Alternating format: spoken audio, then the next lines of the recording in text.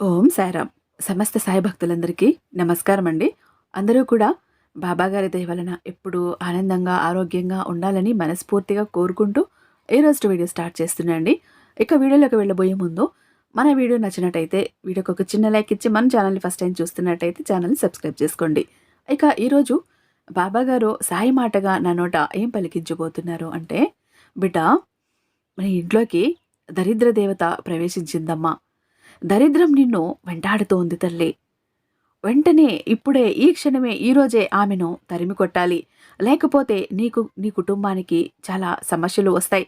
చాలా చిక్కుల్లో పడతారు. నా మాటను అశ్రద్ధ చెయ్యకు బిడ్డా.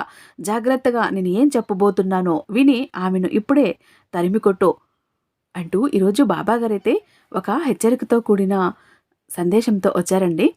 మరి బాబాగారి మాటల వెనుకున్న అర్థమేంటో, పరమార్థమేంటో తెలుసుకునే ముందు మనకు తెలిసినటువంటి ఒక గురూజీ అండి చాలా బాగా చెప్తారు. ఉన్నది ఉన్నట్టుగా కూడా చెప్తారు. మీరు ఎన్నో చోట్ల జ్యోతిష్యం చెప్పించుకుని విసిగిపోయి ఉంటారు, సరైనటువంటి ఫలితాలు లేక. ఒక్కసారి నమ్మకంతో ఇక్కడ కన్సల్ట్ అయ్యి చూడండి. చాలా మంచి రిజల్ట్ అయితే ఇస్తారండి. అది కూడా శాశ్వత పరిష్కారాలు అయితే ఇస్తున్నారు. చాలామంది ఈ గురూజీ వల్ల చాలా మేలు పొంది ఉన్నారు. వాళ్ళందరికీ చాలా మంచిది కూడా అయ్యింది. మీకు ఏదైనా ప్రాబ్లం ఉంటే ఒక్కసారి ఇక్కడ కన్సల్ట్ అయ్యి చూడండి. శ్రీ సాయిబాబా ఆశీస్సులతో జ్యోతిష్యం చెప్తారండి. ఉన్నది ఉన్నట్టుగా చెప్తారు గురూజీ సీతారామరాజు గారు. వీరి మొబైల్ నెంబర్ 96698722. మీకు ఎలాంటి సమస్య ఉన్నా కూడా చిటికెల్లో పరిష్కరించి ఇచ్చేస్తారు. ప్రేమ, పెళ్లి, ఉద్యోగం, రాజకీయం, విదేశీ ప్రయాణం, ధనం నిలకడగా లేకపోవటం, భార్యాభర్తల మధ్య గొడవలు, ఆస్తి తగాదాలు, అప్పుల బాధలు, స్త్రీ పురుషులకు ఎటువంటి గుప్త సమస్యలు ఉన్నా కూడా చిటికెలో పరిష్కరించి ఇచ్చేస్తారండి. ఒకవేళ భార్యాభర్తలు గొడవ పడుతూ డైవర్స్ దాకా వెళ్ళి అలా ఉంటారు కదా, లాస్ట్ మూమెంట్లో డైవర్స్ రావాలి అన్నట్టు అలాంటి వాటిని కూడా పరిష్కరించి ఇచ్చేస్తారండి.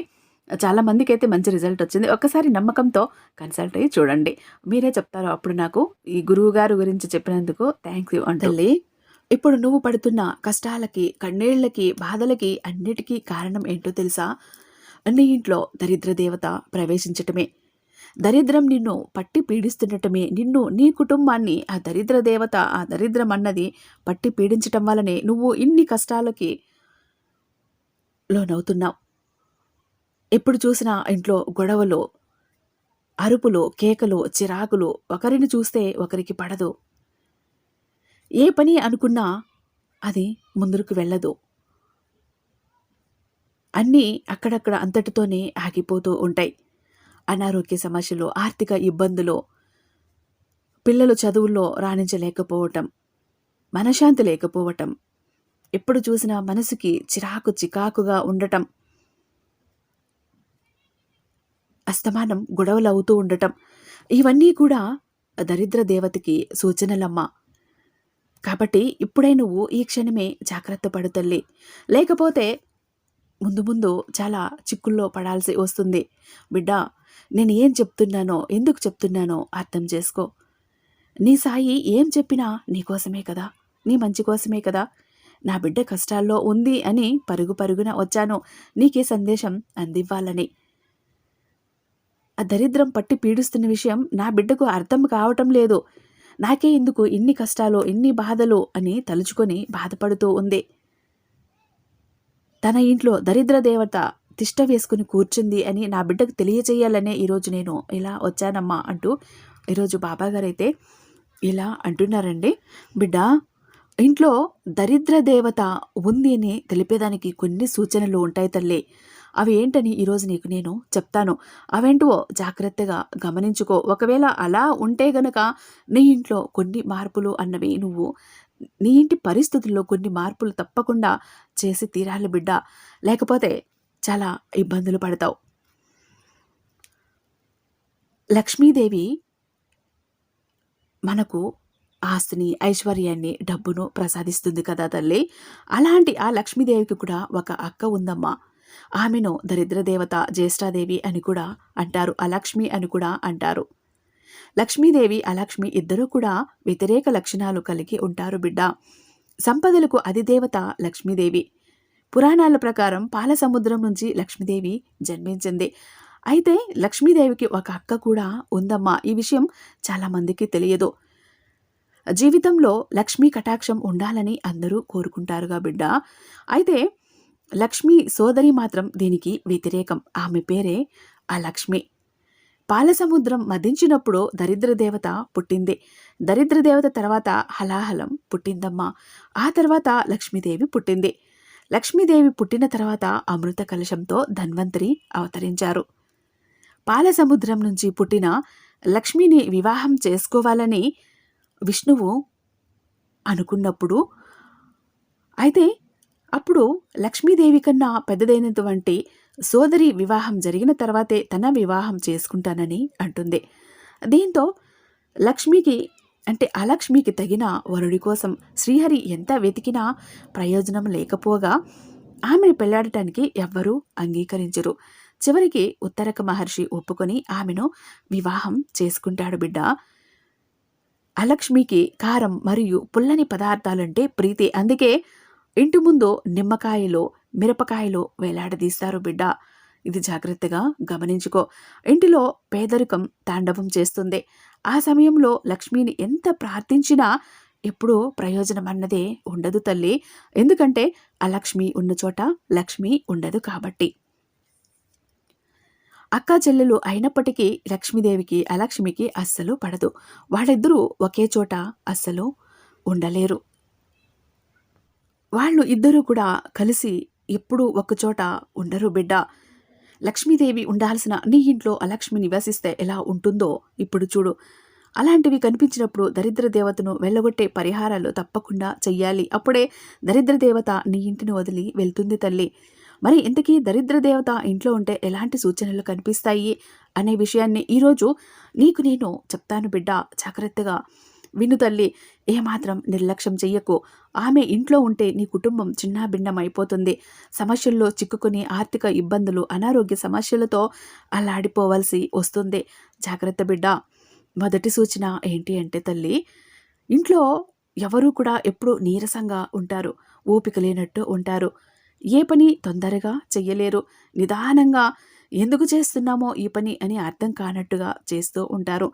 అలాంటి ఇంట్లో దరిద్ర దేవత తాండవిస్తోందని అర్థం బిడ్డ. ఇక రెండవ సూచన ఏంటి అంటే తల్లి, ఏ ఇంట్లో అయితే దరిద్ర దేవత ప్రవేశించి నివాసం ఏర్పరచుకుంటుందో ఆ ఇంట్లోని పిల్లలు తల్లిదండ్రుల మాట వినరు, మొండి చేస్తూ ఉంటారు తల్లి. పెద్దవాళ్లకు ఎదురు చెప్తూ ఉంటారు, పెద్దల పట్ల గౌరవం చూపించరు. ఇదే దరిద్ర దేవత ఇంట్లో ఉంది అని తెలిపే రెండవ సూచన. ఇక మూడవ సూచన ఏంటి అంటే బిడ్డ, ఆడవాళ్ళు ఒట్టిగానే ఏడవటం. ఏ ఇంట్లో అయితే దరిద్ర దేవత ఉంటుందో ఆ ఇంట్లో ఆడవారు చిన్న చిన్న విషయాలకు ఏడుస్తూ ఉంటారు. చిన్న చిన్న మాటలకే అకారణంగా ఏడుస్తూ ఉంటారు. అలా మీ ఇంట్లో ఆడవారు కూడా చీటికి మాటకి ఏడుస్తూ ఉంటే దరిద్ర దేవత మీ ఇంట్లో తిష్ట వేసిందని గుర్తుంచుకోవాలి బిడ్డ. ఇది దరిద్ర దేవత మీ ఇంట్లో ఉందని తెలిపే మూడవ సంకేతం తల్లి. ఇక నాలుగవ సంకేతం ఏంటి అంటే, అన్నం పప్పు తరచూ మాడిపోవటం. ఎవరి ఇంట్లో అయితే పదే పదే అన్నం మాడిపోతూ ఉంటుందో, పప్పులో కూరలో మాడిపోతూ ఉంటాయో వారి ఇంట్లో దరిద్ర దేవత ఉన్నదని అర్థం చేసుకోవాలి తల్లి. చాలామంది ఇంట్లో కూరలో మాడిపోతే ఆడవాళ్లకు మతిమరుపు వచ్చింది అని ఇంట్లో వాళ్ళు తిడుతూ ఉంటారు. అది నిజం కాదు. ఎంత చూస్తూ ఏమరపాటు లేకుండా దాని మీద దృష్టి పెట్టుకుని ఉన్నా కూడా మాడిపోతూ ఉంటాయి. దానికి కారణం ఇదే బిడ్డ. దరిద్ర దేవత ఇంట్లోకి వచ్చినప్పుడు కానీ అది అలా కూరలో ఉప్పు మాడిపోయేలాగా చేస్తుంది. దరిద్ర దేవత ఇంట్లో ఉందని తెలిపే నాలుగవ సంకేతం తల్లి. ఇక ఐదవ సంకేతం ఏంటి అంటే దుర్వాసన. కొంతమంది ఇళ్లలో ఒక రకమైనటువంటి బూజుల వాసన, దుర్వాసన వస్తూ ఉంటాయి తల్లి. ఇల్లంతా శుభ్రం చేసిన ఆ వాసన అనేది పోదు. ఇంటికి ఇలా దుర్వాసన రావడం అనేది దరిద్ర దేవత ఇంట్లో ఉందని తెలిపే ఐదవ సంకేతం తల్లి. దరిద్ర దేవత ఇంట్లో ఉండటం వలన నువ్వు ఎప్పుడూ కూడా సంతోషంగా అస్సలు ఉండలేవని గుర్తుంచుకో తల్లి. ఎప్పుడూ ఏదో ఒక బాధ నిన్ను పట్టి పీడిస్తూనే ఉంటుంది. మరి దరిద్ర దేవతలను బయటకు పంపించాలంటే కొన్ని ప్రత్యేకమైన చిట్కాలనేవి ఉంటాయి తల్లి. ముందు మీ బామ్మలు, నానమ్మలు, జేజమ్మలు ఏం చేశారు ఒక్కసారి గుర్తు చేసుకో. అలాంటి చిట్కాలనే ఇప్పుడు నువ్వు తప్పకుండా పాటించి తీరాలి బిడ్డ. ప్రతిరోజు స్నానం చేసిన తర్వాత చిటికెడు నీటిలో పసుపును కలిపి ఆ నీటిని అన్ని గదుల్లోనూ చల్లాలి తల్లి. అలా చల్లితే దరిద్ర దేవత తొందరగా ఇల్లు వదిలి వెళ్ళిపోతుంది. లక్ష్మీదేవి వస్తుంది. అలాగే నెలకు ఒకసారి బూజు దులిపి ఇల్లు శుభ్రం చేసుకుంటూ ఉండాలి. అలా చేయటం వలన దరిద్ర దేవత ఇంట్లో నుండి పారిపోతుంది. ప్రతిరోజు కూడా అగరవత్తులు వెలిగించాలి, ధూపం దీపం వెయ్యాలి. దీంతోపాటు సాంబ్రాణి గుగ్గిలం కలిపి వారానికి ఒక్కసారైనా ఆ పొడితో ఇంట్లో ధూపం వేస్తే దెబ్బకు నిన్ను పట్టి పీడిస్తున్న దరిద్రం పరారైపోతుంది బిడ్డ. నీ ఇల్లు వదిలి పారిపోతుంది. ఎందుకంటే ఈ ధూపం చాలా శక్తివంతమైనది. ఇలా దరిద్ర దేవత ఇంట్లో ఉందని సూచనలు కనిపించినప్పుడు ఇటువంటి చిట్కాలను పాటించినట్లయితే తప్పక దరిద్ర దేవత మీ ఇంటిని వదిలి వెళ్ళిపోతుంది బిడ్డ. ఇక్కడ నువ్వేమి మాయలు, మంత్రాలు, మర్మాలు చేయటం లేదు. పూర్వం నీ అమ్మలు, అమ్మమ్మలు, నానమ్మలు ఏవైతే చేశారో ఈ దృష్టి తీయటం కానీ, ఇలాంటి మన ఇంటిని దరిద్రం పట్టి పీడిస్తుంది అన్నప్పుడు చిన్న చిన్న క్రియలు, చిన్న చిన్న పరిష్కారాలు అనేవి తప్పకుండా ఇంటికి అనేవి చేసుకోవాలి బిడ్డ. అప్పుడే నీ ఇంట్లోకి దైవిక శక్తి అన్నది ప్రవేశిస్తుంది. ఇంట్లో ఉన్న అదైవిక శక్తి వెళ్ళిపోతుంది. అంతేకాని ఇక్కడ నేనేదో మాయలు మంత్రాలు చేయమని చెప్పటం లేదు బిడ్డ. నీ పూర్వీకులు ఏం చేశారో ఒక్కసారి గుర్తు చేసుకోమని చెప్తున్నాను అంతే. ఇప్పుడు అసలు ఏ పనులు చేయడం వలన నీ ఇంట్లోకి దరిద్ర దేవత ఆకర్షింపబడుతుంది అనే విషయాన్ని కూడా నువ్వు ఖచ్చితంగా తెలుసుకొని మళ్ళీ మళ్ళీ ఆ పొరపాట్లు చెయ్యకు బిడ్డ. మళ్ళీ ఆ దరిద్ర దేవతను నీ జీవితంలోకి ఆహ్వానించుకో. నీ జీవితంలో ఎన్నో తప్పులు చేస్తూ ఉంటావు. అవి చిన్నవే కదా అని తేలికగా తీసుకుంటూ ఉంటావు. కానీ అవే నీ పాలిట శాపంగా మారుతాయి తల్లి. నీ ఇంట్లో దరిద్ర దేవత తిష్ట వేసుకోవటానికి కారణం అవుతాయి. తెల్లవారిన తర్వాత ఎక్కువసేపు పొద్దుపోయే వరకు నిద్రించకూడదు తల్లి. చాలామంది ఇళ్లల్లో చూసుకుంటే తెల్లారిన తర్వాత సూర్యుడు నడినెత్తి మీదకు వచ్చే వరకు పడుకుంటూనే ఉంటారు. అలా చేస్తే దరిద్ర దేవత మీ ఇంటి వైపు ఆకర్షింపబడుతుంది తల్లి. దరిద్ర దేవత నీ ఇంటి వైపు ఆకర్షింపబడకుండా ఉండాలి అంటే సూర్యోదయం కాకముందే నువ్వు నిద్ర లేవాలి.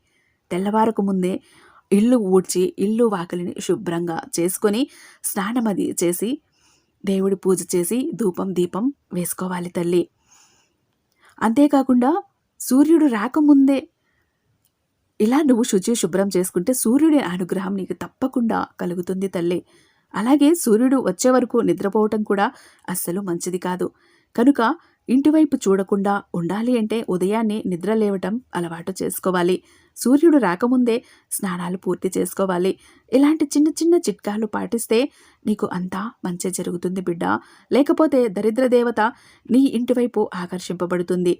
నీకు ఇబ్బందులు ఎదురవుతాయి.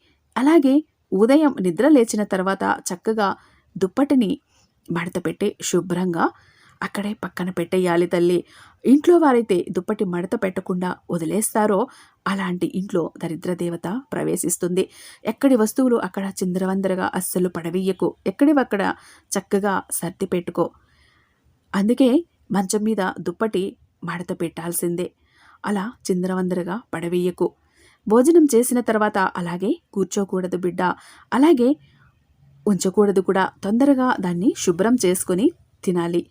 తిన్న తర్వాత చెయ్యి కడుక్కోకుండా అలాగే కూర్చుంటే దరిద్ర దేవత కూడా వాటితో పాటు అలాగే కూర్చుంటుందని నువ్వు అర్థం చేసుకోవాలి తల్లి. దరిద్ర దేవత ఆకర్షింపబడే ఇంట్లో వాళ్ళ అనారోగ్యాల పాలు కూడా అవుతారు. అలాగే దరిద్ర దేవత నీ ఇంటివైపు ఆకర్షింపబడకుండా ఉండాలి అంటే మాసిన బట్టలను ఉతికిన తర్వాత స్నానం చెయ్యాలి. కాళ్ల మీద మురికి నీళ్లు పోసుకుంటే దరిద్ర దేవత పడుతుందని గుర్తుంచుకోవాలి. అలాగే వంటగదిలో ఉండే పాత గుడ్డలను, చీపురలను ఇలాంటి వాటిని కూడా కొంచెం శుభ్రంగా ఉంచుకోవాలి. సాయంత్రం పూట పడుకోకూడదు. సాయంత్రం గొడవలు అస్సలు పడకండి బిడ్డ. ఎట్టి పరిస్థితుల్లో ఉదయం సాయంత్రం గొడవలు మాత్రం ఎట్టి పరిస్థితుల్లో పడకూడదని గుర్తుంచుకో. దానివల్ల దరిద్రం నిన్ను వెంటాడుతుంది, నీ ఇంట్లోకి ప్రవేశిస్తుంది. అలాగే లక్ష్మీదేవి ఇంట్లో నుంచి వెళ్ళిపోవటానికి గల కారణాల గురించి కూడా తెలుసుకోవాలి తల్లి. ఎందుకంటే లక్ష్మి అంటే డబ్బు, సంపాదన, ధనం కదా! ఆమె లేకపోతే నువ్వు ఏమీ చేయలేవు కదా! అందుకే జాగ్రత్తగా విను. కొందరు ఇంట్లో చాలా అశుభ్రంగా ఉంచుకుంటారు. శుభ్రంగా లేకుండా ఉండటం వల్ల కూడా దరిద్రం పట్టడమే కాకుండా అనారోగ్యాల పాలు కూడా అవుతారు తల్లి. రోజు వాడే బట్టలు శుభ్రంగా ఉంచుకోవాలి. ఇల్లు, వాకిళ్ళు అన్నింటినీ కూడా ఉదయం కానీ, సూర్యాస్తమయం లోపల కానీ శుభ్రం చేసుకోవాలి. సూర్యాస్తమయం తర్వాత ఏది చేసినా కూడా అది అంత మంచిది కాదు అని గుర్తుపెట్టుకోవాలి బిడ్డ. అలాగే కొంతమంది ఆకలికి మించి అన్నం పెట్టుకుని వదిలేసి పడేస్తూ ఉంటారు. అది కూడా లక్ష్మీదేవి అంతగా ఇష్టపడదు బిడ్డ. అలాగే ఉమ్ము ఎక్కడ పడితే అక్కడ ఉమ్ము వేస్తే అది అంతగా మంచిది కాదు. దాని వలన కూడా నీ ఇంటికి దరిద్రం పట్టి నిన్ను పీడిస్తుందని గుర్తుంచుకోవాలి. అలాగే ఇంట్లోకి లక్ష్మీదేవి రాకుండా కూడా వెళ్ళిపోతుందని నువ్వు అర్థం చేసుకోవాలి. ఇంట్లో ఎక్కువగా నల్లటి వస్తువులు ఉంటే గనుక ఇంట్లో అంటే అదైవిక శక్తి, నెగిటివ్ ఎనర్జీని ఆకర్షిస్తాయని గుర్తుంచుకో బిడ్డ. ఇంట్లో మద్యపానం సేవించిన, ఆడవాళ్ళను తిట్టిన, ఇంట్లో వాళ్ళు గొడవలు పడ్డా, అరుచుకుంటున్నా, కీచులాడుకుంటున్నా దరిద్ర దేవత వెంటనే నీ ఇంటి వైపు ఆకర్షింపబడుతుంది బిడ్డ. ఇంట్లో ఇలాంటి తప్పులు, పొరపాట్లు ఎప్పుడూ కూడా చెయ్యకు. ఒకవేళ ఇదివరకే నువ్వు చేసి ఉంటే కనుక ఇప్పుడు మానేసేయి. ఒకవేళ దరిద్ర దేవత నీ ఇంట్లో ఉంది అన్నదానికి ఇప్పుడు నేను చెప్పిన సూచనలు నీ ఇంట్లో కనిపిస్తుంటే తప్పక నేను చెప్పిన ఈ చిన్న చిన్న పరిహారాలు కూడా చేసుకుని దరిద్రాన్ని, నిన్ను పట్టి పీడిస్తున్న దరిద్రాన్ని ఇప్పుడే తరిమి కొట్టు తల్లి. లేదంటే ఆ దరిద్రం వలన ఆర్థిక సమస్యలు, అనారోగ్య సమస్యలు, కుటుంబంలో కలతలో చాలా సమస్యలతో ఇబ్బంది పడాల్సి వస్తుంది. జాగ్రత్త తల్లి. ఆ తర్వాత నేను ఇంతగా చెప్పినా కూడా నా మాట పెడచెవున పెట్టావుంటే నీ సహాయానికి రాలేడు బిడ్డ. ఆ తర్వాత నేను కూడా ఏమీ చెయ్యలేను, జాగ్రత్త అంటూ బాబాగారైతే ఈరోజు చాలా అద్భుతమైన సందేశాన్ని ఇచ్చారండి. మరి ఈ వీడియో మీకు నచ్చే ఉందని భావిస్తున్నాను. రేపు మరొక మంచి వీడియోతో మీ ముందుంటాను. అంతటిదాకా సర్వేజన సుఖినో భవంతు. ఓం సాయిరాం.